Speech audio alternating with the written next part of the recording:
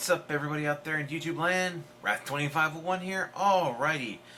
Here we have is another What If Pokemon Were SCPs video. I normally don't do them this quickly, but, you know, this is something I love. This is by Popcross Studios, yet again. Alright, so let's see what SCPs he's doing. So it looks like he's doing Mimikyu. That's like an obvious one for an SCP. So let's go. It's time once more for another SCP video. In this case, It is time. Dude, that is creepy as fuck. Pokemon.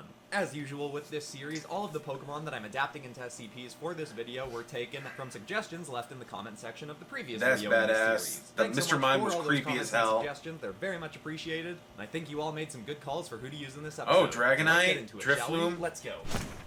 Hit like if you want. Yeah, Drifloon was Subscribe definitely an if you SCP. feel like, but either way, enjoy the show. Good evening, everyone. And Oh, thank you for Heracross. joining Okay, me. so we already know As which ones he's always, going to I'm use. Professor Oakland, and today we have another set of SCPs Professor that I'll be bringing Oakland. you up to speed on. Let us begin. First up is item number SCP-P214. Object class, Euclid. Special containment procedures. All SCP-P214 units are to be housed in the Ruby Sector biome, classified Safari Zone. If one of these creatures gets too riled up and is threatening the integrity of the facility, it is to be dosed with sleeping powder. Usually, once they reawaken, they'll have calmed down enough to no longer threaten containment. Okay. The trees in the Safari Zone provide some food, but a barrel of honey is to be placed in the facility near where the P214s gather to ensure they have sufficient sustenance. Description: SCP-P214 is a species of semi-humanoid beetles. They have extremely durable exoskeletons, similar in material to SCP-P212. They stand full-grown Cool at roughly reference. 4 foot 10 inches and weigh approximately 120 pounds. Really? They They're do only have that wings small? and are capable of flight, but their weight makes it difficult for them to sustain this for very long, or from flying very fast. They're not on the larger end of creatures in our containment, but their strength is far beyond what any would assume based on their stature. These creatures can lift over 100 times their own weight. Most often, they'll use the large scooped horns on their heads to shove under an object or creature and thrust upwards to hurl it into the air. Thrust. They were first discovered in Borneo after unusual reports reached the Foundation about a creature that had killed multiple Asian elephants by hurling them through the rainforest. When Damn. field operatives were dispatched to Mean some investigate, bitch, they innit? found this was indeed a whole species, though not a particularly widespread one. We've found and contained 16 units of the creature, but believe it is highly probable that there are more out there. Luckily, these creatures are fairly docile and rarely threaten our staff or other SCP-Ps in the biome with them. Their primary source of food is tree sap and honey, making them fairly easy to keep fed and satisfied. The only cases in which we've had problems is when one of these creatures feels threatened. Well, He's putting spots on it if like a either ladybug. one of its own species or another SCP-P get too close while it feeds, P214 will often charge them with its horned duct, ready to toss its perceived assailant. Thus far, we've managed to keep our P214 units from seriously harming anyone or anything in our containment, but we still keep vigilant watch to ensure our record Damn with right. them stays clean. You better. They kill you. Bitch, I kill you. That is cool. Next up, It's is kind of a item tame number poke for an SCP, though. SCP-425. You know, this one is Object perfect, class, Euclid. The special What containment the hell is he doing with that procedures. face? P425 Oh my god. is to be kept in a standard containment cell along with a humidifier. Once a week minimum, an armored agent is to be placed in its cell for no less than 2 hours. Dude, look the at agent those. can read or bring other entertainment so long as they are in the SCP's presence. What the hell? Description: P425 appears to be a sentient purple balloon, with a tuft of white smoky hair and 2 long, seemingly boneless legs with eagle-like talons at Oh their my ends. god, that is So far fucked as up. we can tell, it It's like- requires no form of sustenance to stay alive, but when given the opportunity, it will consume human souls, though it requires specific circumstances to do so. It also does crave some limited human connection, or its body will begin to wither and deflate, hence the need for an agent placed in its cell semi-regularly. The creature was discovered in Brazil after a series of reports reached us of children going missing and occasionally their bodies being found looking decayed and skeletal. That's fucked up. With later research proving their souls had been ripped from their bodies. Field operatives spent weeks interviewing the victims' families and searching for any evidence of an anomalous entity. Dude, In their that time mouth searching, is so 2 more freaky. children went missing, and they were no closer to finding the creature or a lead as to how to get it. But they soon had a significant stroke of luck, as an overweight 7-year-old local simply walked up to the agents, dragging the SCP by the leg. The creature carries people up above Overweight? the clouds to absorb Dude, their that's souls fucked and increase up. its size. But as it is a very light entity, it can only carry so much weight, hence targeting children. This young boy that it had recently Eyes bigger than your targeted stomach was there, around huh? the age of the other victims, but weighed significantly more, and the creature was unable to fly away with him in tow. Despite consuming the souls of children, the creature does not act as though it has any ill intent. In fact, it almost seems to be seeking companionship, as though absorbing these souls is a way to ensure that it has company permanently. Our research has suggested that P425 currently has 22 souls contained within it.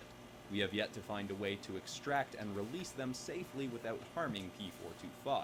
Just pop Some it. have suggested simply popping cares? the entity There you and go. being done with Oh my it. God, Of course, that would significantly hinder further study, and we're still interested in learning much more, as it is entirely possible that there are more of this creature out there. Yes, learn much more rather than worry about the suffering the souls of children may be going through. Research is much more important. Prick. Not him, but you know, I mean, the SCP Foundation, they're Item number assholes. SCP-P778, There you go. This one's another good Object class, SCP. safe. Special containment procedures.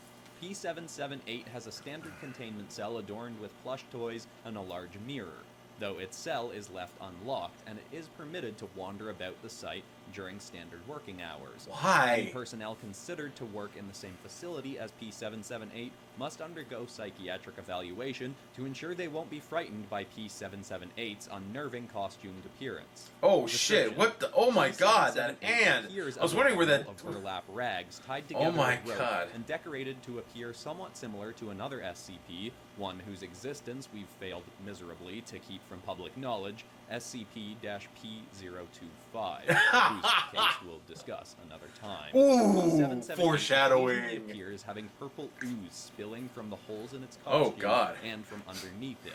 It is also able to spawn ghastly purple arms from this goop in order to grab things or even shake hands, though as we'll hear later, this has been proven to be very ill-advised. The costume it wears is not actually a part of this SCP's physiology.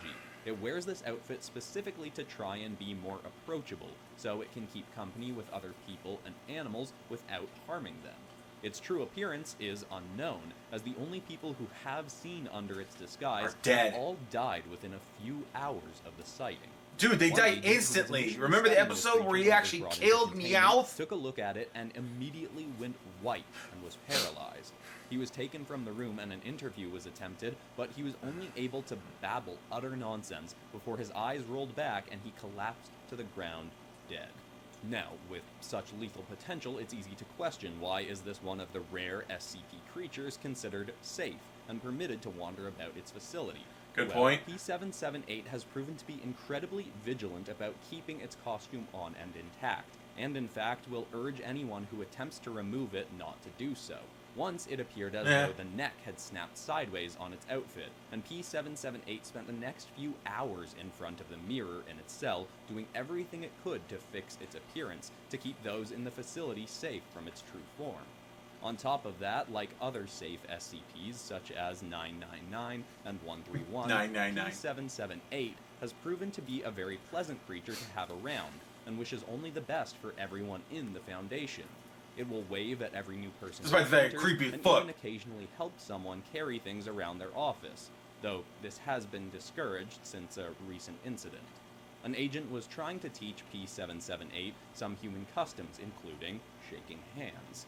P778 spawned a hand from underneath its rags and shook with the agent, but the agent immediately got a haunting chill.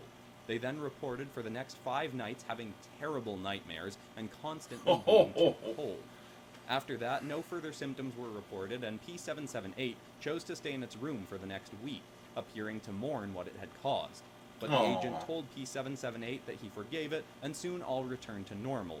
but with the new suggestion to staff that they not make any physical contact with P778's true body. Despite even its costumed appearance being quite unsettling to some and its dangerous potential, its attitude and actions have proven to be of no threat to those around it, and it has become quite a pleasant addition to the Foundation. What the hell? They've terminated SCPs for less than that, man. Just because of their potential for danger, they've killed them. No matter how benign they want to be. Dragonite? Really, dude? I don't know. Object class? Still pending, but likely Keter.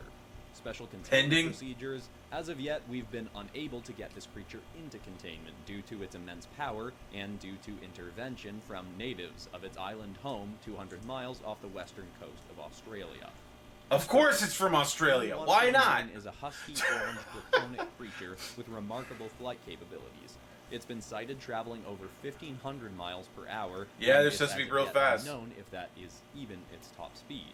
This creature resides on an island called Niteria, where live an isolated native population of approximately 3,000 people.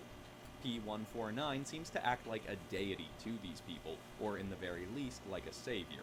Anytime they are on the surrounding waters and dangerous weather threatens them, or even if something goes wrong while swimming and one of the natives begins to drown, P149 will fly in to save whoever is at risk and carry them back to shore. It has even been found to circle a 100-mile radius around the island, and if non-native ships are in distress, it will often attempt to help those people as well. This, of course, is a very altruistic attitude for this creature to have, but it making occasional contact with beings off the island is why we've decided it important to contain the creature. We can't allow knowledge of its existence to become public, even if it is largely interested in helping people. On multiple occasions we've attempted to capture the creature, but it resides predominantly on Niteria, and any time we've sent agents in, the natives have rallied to fight off our personnel and protect P149. Yeah, I wonder why. Oh, we're just gonna capture your god and put him in a cage. Is that okay with you? Such as when we dispatched Task Force Samsara upon the island, but even in that case, the dragon itself has flown into a rage and decimated our forces. It has a hide tough enough to make bullets and even rockets useless. It can breathe a myriad of beams and flames from its maw, and all that, paired with its speed, makes it nearly impossible for our forces to touch. For now, the creature is not a top priority to capture. We'd still prefer to have it out of the possible eyes of civilians, but for the time being, while we come up with a capture tactic, we're simply keeping our eye on it from afar, and trying to guide any ships well away from its domain. If any of you have suggestions on how to properly apprehend the creature, you may present them to me now. But, other than that, we're okay, done for today. hear me out. Have a good night, everyone. Chainsaw cannons. I